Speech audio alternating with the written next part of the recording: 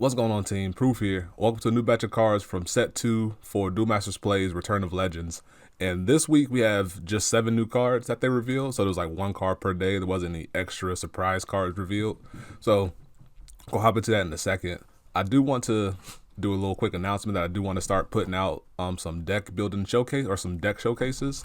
So if there's any type of color combination you want to see, let me know down below. I'm probably going to start it soon, but I definitely want to pick it up once Set 2 comes out and I accumulate some of the cards from there. Just to give people that are interested in the game at least some type of guidance on where they can potentially build decks. I want to build a combination of like budget decks that are like, if you're very new to the game, which you can build. If you have a little bit of a collection, which you can build. I'm plotting out some things here and there, but I'm just going to put it together sooner than later. So let's go and hop into it. So the first card that we got this week was Billion Degree Dragon, which is a card that you might be familiar with as being very useless in the TCG, and it didn't really change much in Duel Masters plays. I think it's the exact same as it was back in the TCG era. So we got just a 10 mana vanilla triple breaker. I thought they might have buffed this up in some form or fashion. The people that run Duel Masters plays have a history of buffing up some underutilized cards from like the TCG and the Japanese game to make them more usable in Duel Masters plays. And I thought they would have done this with Billion Degree Dragon, but that's not the case. So it's kind of like if you pull this in your packs, it's going to be just free DM points, which is the crafting points you need to make future other cards as well. So not really much to say about it. It's just a big beater. If your opponent gets to 10 mana and it drops it down, then it might be scary, but there are other cards that are scarier for that amount of mana. So the artwork's cool. Kind of a shame that it didn't do anything with it, but kind of is what it is. So on to the next one. Next card we got is Jill Worka Time Guardian. And Jill Worka was also a card that we got in the TCG era, and it's a very interesting card. So 3 mana blocker, can attack players. For those that may not remember or coming into the game recently, players are you, yourself, and your shield in front of you. So Jill Worka can't attack your opponent's shield unless you can get around it with other card effects such as Diamond Cutter. And in addition to that, it says when destroyed, tap up to 2 of your opponent's creatures. So why is that important is that it comes down really fast against aggressive decks, and aggressive decks need to be able to remove it without killing it, or that you're going to lose out on 2 potential attacks that turn. So it's kind of a 3-for-1 block on your opponent's creatures if you time it up well. And that's really important to help sustainability if you're playing decks that need a longer game plan to develop. So I suspect this to be played in some capacity in control lists, because light or control decks with light are becoming more popular now. And Jill Worka is a nice 3 mana spot to drop in there to help you out. Just help you sustain early on against those aggressive decks. And it's also a guardian, which means it goes along with Glean of Wool that I talked about in the last video, as well as a nice evolution bait to be able to play that effectively. And another entry into the Dragon's Den, because as I talked about in the last video, there's a big focus on dragons this set, and that's very much evident with some of the future cards that we're gonna see. This one in particular is Necro Dragon Azorius Vol. 6 mana Necro Dragon, or Zombie Dragon, sorry. It has a new keyword which is called Powered Breaker. And the way Powered Breaker works is that for every increase of 6,000 power, it breaks an additional shield. So if Azorius here is 5,000, it breaks 1 shield. If it breaks that threshold of 6,000, it becomes a double breaker. So it breaks 2 shields if it hits your opponent. And then if it gets up to 12,000, it breaks 3 shields. And then so on and so forth until it breaks 4 and 5 shields. So that's a really cool keyword that I suspect to see on future dragons, and it might find its way into some other cards as well. And in addition to that, it says this creature gets plus 2,000 power for each darkness creature in your graveyard. So it can't so if there's 3 darkness creatures, which is not hard to come by because a lot of darkness cards trade 1 for 1, like Bloody Squeedo early on. Slayer creatures as well. It helps it get power effectively and quickly as well. And so it goes along really well with those. Trade early on with Squeedo, Drop this at 6 mana or faster if you're playing Nature Acceleration or Cocolupia, as I talked about previously in the previous video. Drop this down quickly, have a quick 6,000 power double breaker that could become bigger and more of a threat as well. And I suspect there's going to be Dragon Evolution creatures in the future, where Azorius Vol might be able to more easily stick around and become an additional threat in addition to that. Next up, we have a card that's very near and dear to my heart.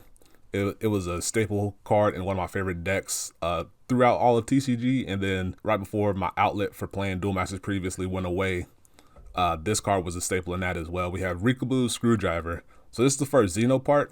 Xeno part is pretty much like a tool for big name creatures, more or less. So it has like the creature's name and then whatever the tool is.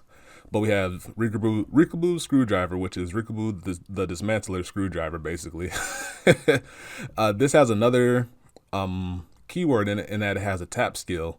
So that instead of attacking, you can activate the tap ability to get the extra benefit from it. To distinguish that, it has to be able to attack, as opposed to being able, you can play this on 2 mana and immediately tap it. It has to survive the turn, or it has to have gained speed attacker in some fashion, and then you can use the tap ability.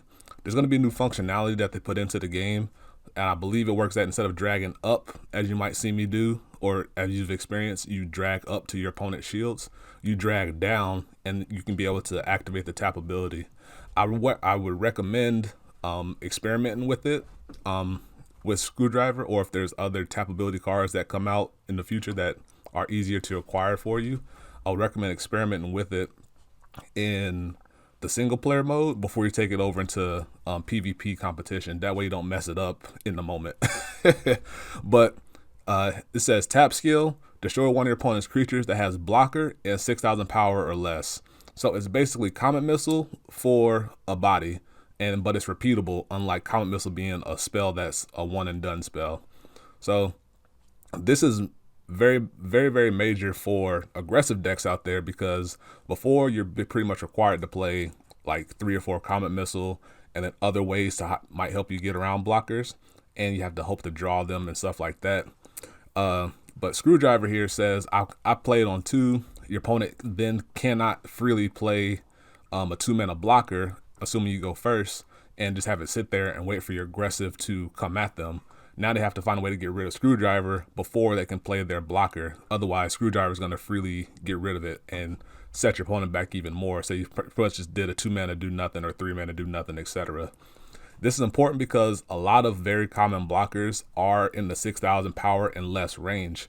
So for 2 mana, that can just sit there and be a passive threat on your opponent that's playing control, because they like to play blockers to sustain themselves. You have to find a way to get rid of Screwdriver and then deploy your game plan to help sustain against the aggressive deck. So I think this is a very, very important meta-defining card and meta-changing card, because of it's cheap, it promotes aggressive strategies, and it's going to likely tailor or shift control lists to be able to find ways to deal with it before it becomes steamroll, before your aggressive opponent steamrolls out of control. So it's going to be really fun to see what decks do to help account for Screwdriver being in the meta. And next up we have Aquan, which this card has been on quite a journey over the course of the TCG and the Japanese OCG. But this card is 4 mana, Cyberlord, 2,000 power. When this enters the battle zone, reveal the top 3 cards of your deck, put all light and darkness cards from among them into your hand, and then put the rest into your graveyard. So originally, back in like very, very long ago in the first set, or first set, I believe, first or second set, this card was 4 mana, 2,000, exactly the same stat line, but it was revealed top 5 and put all light and darkness into your hand, which is incredibly broken. So when it came over to the English game, it got changed to a card called Marinomancer, which is a 5 mana card, which does this exact same thing. But now, and there's also another card in the OCG, in the Japanese game, that is this exact same stat line and exact same effect, but it's also an alien, because there was a generation where they did aliens in the card game as well. So now they've done all that, and then they brought it back to being this, which is just straight up Aquan, 4 mana, 2,000 power, do all the stuff and things. But this card is going to be really important for light darkness control lists, which I'm going to be really interested to see how they support that, because a lot of control decks now play Bomedius because it's safe and it doesn't promote attacking into your opponent's shield triggers. But light and darkness control has to attack into your opponent's shield triggers to win at the current moment. So it's going to be really interesting to see how they're going to tailor that and adapt to that to have Aquan in your list or in the meta. I'm not sure how it's going to go, but if your opponent, like if you see a list with Aquan, you should suspect it's going to be like 4 Aqua Surfer, 4 Aquan, and then it's going to go from there with the light and darkness to help fill the void there with the other 32 cards. It's going to be really fun, and I'm personally going to try it out especially if I pull them. I'm not very experienced in light water darkness control lists, which is why I'm going to look into it, because I'm trying to get better with those. That's generally where it goes. There could be a space for it in aggressive decks, but that's not very common, or historically hasn't very been common to use this as an aggressive refill option, but I'm willing to try it. Next to last card, we have a callback to the TCG again in Trox, General of Destruction. So he's a 7-mana demon command, double breaker, and where he's different now is that he got Slayer. So Slayer is a keyword that I haven't talked about yet. Slayer is basically if this creature's power, or whenever it battles, is going to force a trade, or the other creature's going to die, regardless of the power difference. So if Trox faces off against a 5,000 power creature, it's going to win through normal battle rules. If it's 6,000, they're going to equally trade out. But if Trox attacks into something that's 7,000 power, Trox and the 7,000 power creature are also going to trade, and they both are going to die. So Slayer says, regardless of power, the other creature is going to die. So keep that in mind if you run into this emblem, this little scythe symbol as you're playing in Duel Masters plays. And then he says, when this enters the battle zone, your opponent discards a card at random from their hand for each of your other darkness creatures. So you have to have darkness creatures on the board to make it worthwhile. And he doesn't count himself because he says other. So if you have 2 other darkness creatures on the board, you play Trox, your opponent discards 2 cards. It's now that Lost Soul costs 8 mana in Duel Masters plays, I can see this probably becoming a nice control discard late game piece, because it discards your opponent's hand down, especially if you have some darkness like trash creatures. And by trash, I mean like things that do their effect like Locomotiver, and then they kind of just sit there and do nothing until they're either removed or you deploy Bomedius and it can help win the game later on. But now you can have those trash creatures stick around, and then Trox can come down, present a double breaker threat, and discard your opponent's cards from their hand. So it kind of gives those cards a little more threatening presence, which is what you want, because it helps or forces your opponent to help do something with them. And a way to beat control is to overwhelm their destruction options and then land something that's threatening and win the game from there. And Trox helps promote that. And being a demon command, it becomes a potential bait for Balam if you run it in your deck, especially because it goes 7 mana Trox right into 8 mana Balam as a nice little 1-2 punch.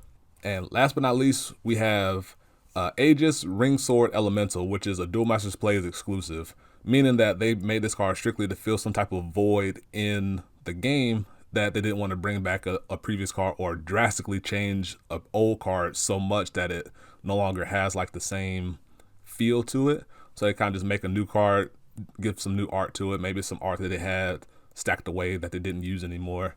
But that's neither here nor there.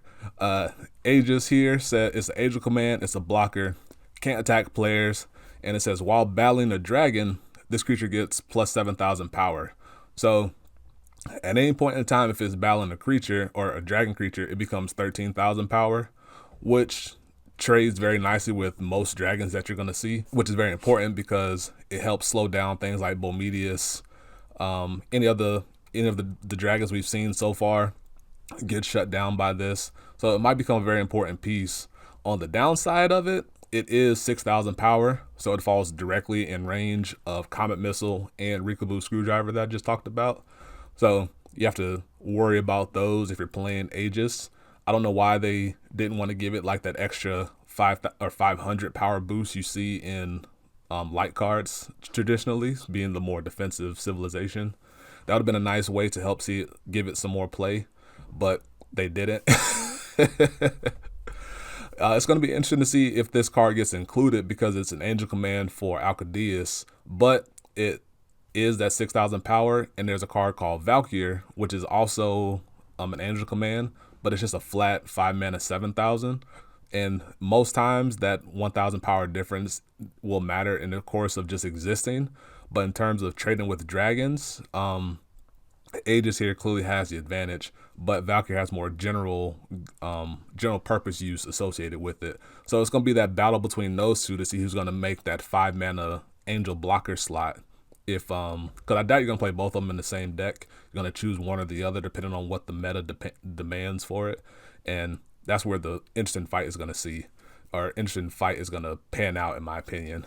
But all in all, it's a pretty decent card. If you're playing a light deck, you're going to be tapping down dragons. So this helps you get rid of things like Bomedius without relying on Alcadeus to do it, and other bigger dragons as well.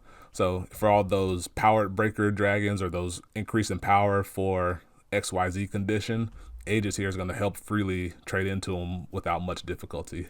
So that'll do it for all the cards we got this week. A lot of very cool options. I'm most excited for Rikku Screwdriver because I enjoy playing aggressive decks, and getting rid of blockers out the way is something that I fancy a lot.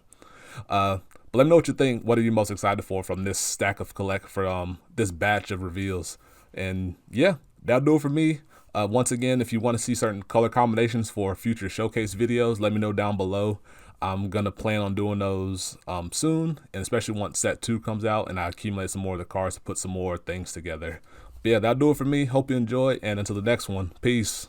Be easy. Listen.